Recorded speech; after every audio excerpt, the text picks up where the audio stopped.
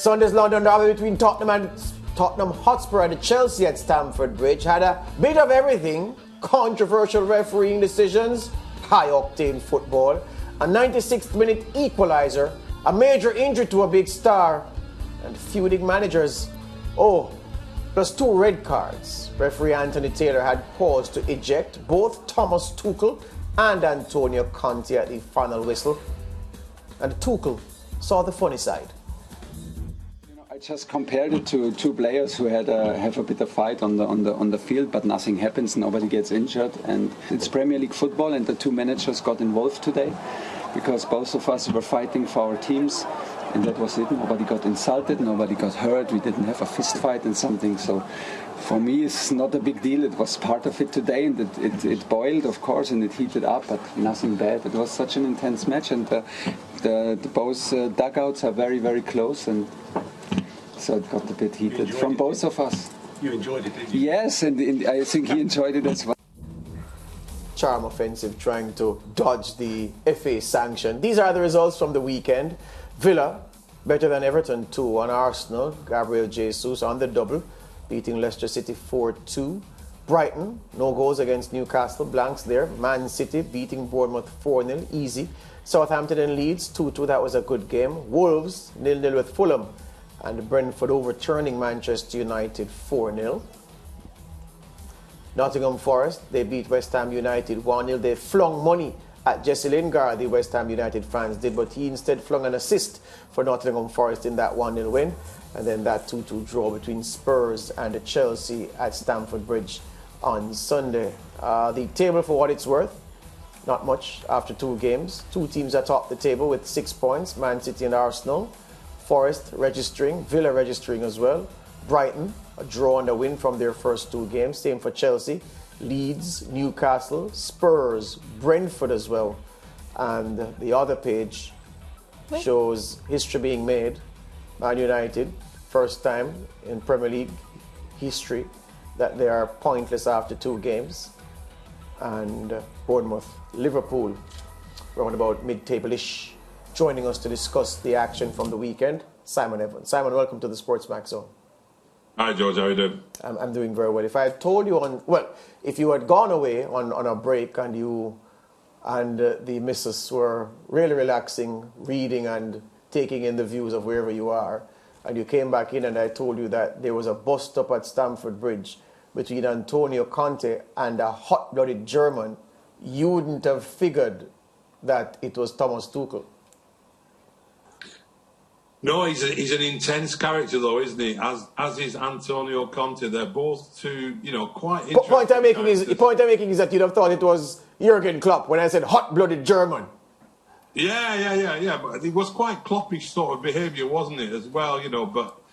But trying to talk it down there, as you say, trying to avoid the fine, play it down. Conte didn't even want to answer any questions about it, but there was clearly some needle there, and both of them, I thought, were playing up a little bit with their goal celebrations and running across down the touchline, or in Conte's case, in front of Tuchel's bench, which I think is a little bit unnecessary. And all the business about you weren't looking in my eye when you shaked hands. I mean, we see it all the time, the fake handshake at the end. It's a almost meaningless gesture when it's done like that, so I can kind of see Tuchel's point, but Conte falls out with people everywhere he goes, and so does Tuchel. If you look at their history, the clubs that they're at, they don't stay around a long time because they're clashing with people and they're arguing with people, and that intensity is what gets the best out of their teams and allows them to work so well, but it also can spill over into the kind of scenes we saw on Sunday. To the football now, because what I saw from Chelsea on Sunday was what I've seen from Chelsea ever since Tuchel took charge. A functional, muscular team that doesn't have a clinical goal scorer. Yeah, it's incredible, isn't it? They just can't seem to find. I mean, Lukaku was scoring goals for fun for Inter Milan, and then he comes to Chelsea and it doesn't work. Timo Werner was top scorer in the Bundesliga, and he comes to Chelsea and he can't score. Now they've got Raheem Sterling there, who they're hoping will deliver that. But is he really that kind of striker? I've always thought Sterling was much more effective when playing in wide positions, and he does score goals and he creates goals and so on, but he's not that striker. And it is strange. I mean, they're hard to find, these top strikers, but Manchester City and Liverpool both went out this summer and found one, and Chelsea haven't done. Yeah. If you look at the match stats, Simon, we're going to bring those up on screen very shortly. So, possession, Chelsea bossed that. Shots overall, Tottenham had more on goal. Harry Kane missed a chance he'd normally bury. Chelsea more passes, showing the benefit of home advantage, leading the corner count as well. And the key numbers, the key number is the scoreline, but elsewhere Chelsea had the advantage over the Spurs team. There are some, Simon, who said that Conte really ought to give Yves Bissouma his head rather than continue to play Højbjerg in the mix. Now, Højbjerg scored on Sunday, but people point to his lack of pace and his lack of dynamism in possession. And they said on Sunday, Spurs needed that more than anything else, and that Conte perhaps not trusting the new man just yet. What's your verdict on that? Yeah, I'd agree with that, actually. I mean, I think he really trusts, trust is the word with Højbjerg as well, because although he's an unspectacular player and he has these limitations, and let's be honest, what we saw of Bissouma last year from Brighton, he's a cut above what Højbjerg can offer. But Højbjerg is extremely reliable, and in that system that that Conte's playing at Tottenham relies on the central midfielders holding it together so that they can then launch these counter-attacks down the flanks and so on. And he's a very solid player, but I think in time, I think he will push Bissouma more and more into a leading role in that midfield. Yes, Simon, I'll move across now to the bad news. Manchester United's 4-0 humiliation against Brentford. Many saying that it's just 2 out of 2 matches just yet. Manchester United will find their footing. Others saying that Manchester United will continue with this doom and gloom throughout the season if they don't get rid of all these players. Well, they're not going to get rid of all these players, so they've got a problem because they had all summer for the so-called great reset that they were going to have. We were going to see lots of players leaving, lots of players coming in. It hasn't happened, whether it's because of money or because of the recruitment staff and the director of football, John Murtough, not being capable of going out and getting deals done. Whether the strategy is wrong, whatever has gone on, they haven't made any changes. And what was a dysfunctional team last year has got significantly worse. I mean, this performance against Brentford and the one against Brighton were worse than what was being produced under Ralph Rangnick or Ole Gunnar Solskjaer last year, and that was bad enough. Yeah, an awful start for Erik ten Hag. Many felt as if he would have been the saviour coming into Manchester United. He would have done things differently. There seems to be the same Manchester United. We're just picking up from what we left off last season. Yeah, I think he does want to do things differently, but you've got the same bunch of players, and so many people who are well informed about Manchester United were talking about the bad eggs in the dressing room and the mood there and the players not having the right attitude. It needed blowing up this summer. It needed completely changing, some fresh people come in, some fresh leaders, a new feeling from the new coach, and it hasn't. It just feels like a hangover from what was a very, very bad season last year anyway. I think, somebody was saying to me, this is the low point, Manchester United losing 4-0 to Brentford.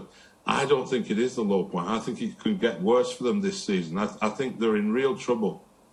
I saw a report, Simon, that seemed to express some concern from Ten Hag about the work rate and the miles covered on the pitch by his team, that it was significantly below his 2 opponents so far, Brighton and Brentford. What do you make of that? Yeah, I mean, that's been the case for quite a while with Manchester United now. They're not putting the hard yards in. They don't seem to have... I don't think it's down to players being lazy, which is often what people will pick up from that kind of statistic. I think, you put those yards in and you make those runs and you do that pressing. When you have a system that's working and you know that when you make that run, you close somebody down, you go 20 yards, that the guy behind you is covering you and so on. They're always hesitant, Manchester United, because they don't know if the guy behind them is going to cover them or if the guy out on the right is going to push into the centre. The way modern teams work, that they'll put that effort and that running in when it's productive and it's part of a system, and United just don't have that. Yeah, we always spoke about not reading too much into pre-season, Simon, and Man United had looked very, very positive in pre-season, and they're not finding that now. No, they're not. They're being caught out for what they failed to do this summer. The Ronaldo thing is hanging over them. You know, the fact that they started the season again with McTominay and Fred in the centre of midfield against Brighton, I found incredible. After a summer where they've been looking at midfield players, and after everybody looking at that team and saying, you know what, those two, you know, they might be good lads, they might work hard, but they're not Manchester United quality midfielders.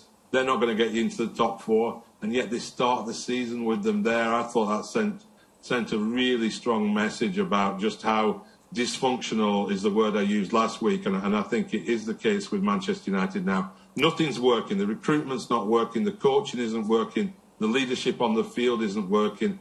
The ownership doesn't seem to be working either. The value of the club is going down and down. It needs really, really major changes from top to bottom. Yeah, you know, I have a friend who is a McFred defender, and I asked him, Simon, I meant it to be a rhetorical question. It turned out to be that because he didn't have an answer. I said to him, okay, would McTominay start for Newcastle or Aston Villa?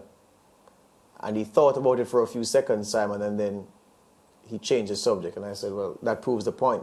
He wouldn't, so why is he starting for Manchester United? The question, though, is this. With your proximity, you can advise us. James Garner won rave reviews at Nottingham Forest last season. Some people who hadn't been paying attention to him over the course of the Sky Bet Championship, they really ought to, because SportsMax carries the matches every week. They had a good look at him in that championship game at Wembley. And the reports were that he had a little knock at the start of pre-season, which caused him to not feature from the very start of the Australia tour, the Thailand leg and so forth. Why is it, or what is it that James Garner, you think, would have shown Ten Hag at training that has convinced him that he can't get in ahead of the McFred duo? I don't know. I don't understand it at all. What's even worse than that? I mean, you can argue that he's a young player and the side isn't set up yet and it's not the right time to bring him in with all that pressure that would be on him. You know, maybe if they'd have signed De Jong or if they signed another midfielder, you could bring in Garner alongside them and it's not as much weight on his shoulders. So I can maybe see it in terms of selection. But they're talking about selling him, George. They're talking about one of the few promising young players they've managed to produce over the last few years. They're now talking about him going. You know, Tottenham interested in him, Forest interested in buying him, other clubs, Southampton are supposedly interested in him. Why are United considering selling a player like that when they've got so many players on their books who they're not using, who don't have a future there? You could be selling an Eric Bailly or a Phil Jones, or there's so many players there that aren't going to be part of the squad this year, and yet a promising young player who's come through the ranks can go for 14 or 15 million.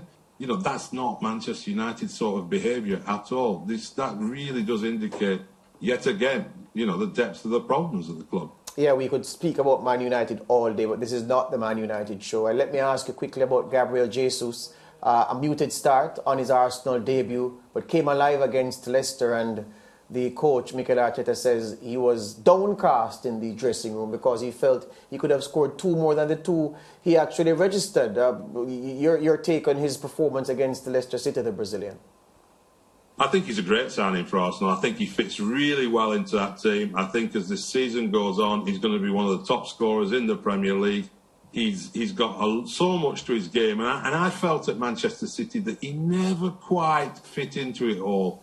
You know, Pep didn't like playing with that sort of focal point number 9, that sort of busy striker, running onto through balls and so on. That wasn't his style. He used him out wide sometimes. It never seemed to be set up for Gabriel Jesus, whereas at Arsenal he's going in there and it is set up for him, and we'll start to see what a good player he is. And he's made a good start with the goals, but I think it's going to get better and better. I think that's a brilliant sign, as was Zinchenko as well, bringing him in from Manchester City. I think Arsenal strengthened really well there. The sort of signings that, you know, Manchester United, not to talk about them again, but the sort of signings that you would have thought Manchester United might have been interested in making. I think he's going to have a big season for Arsenal. Thank you very much for that, Simon. I leave you with this. To show you how bad things have gone for Manchester United, my Arsenal friend, one of them called me on the weekend, Simon, saying that he got an alert on his phone, something is going around on the internet, that all football fans who have Man United friends should call them and check up on them. And he was calling me to check up on me. An Arsenal supporter is calling me to check up on me. It shows you how bad things are. It shows you No. And as I said, I think it is going to get worse before it gets better, unfortunately. They should steel themselves, Manchester United fans. All right, my friend. Thank you very much. All the best. All right, cheers. There's a starter pack for Arsenal fans. Mm-hmm. I'll bring it for you. Yeah, It's like to test your pressure. Yeah, they don't need it. They're going to have a good season. So I'll bring it for you. Lance is on the. He is okay. Yeah, but here's the thing. I'm not. I quit last year. I'm staying with it right the way through this year. Relegation or otherwise, I'm staying. I'll just bring the pressure machine to chest. No, you don't need it. I'm going to be calm. I'm going to take what I get.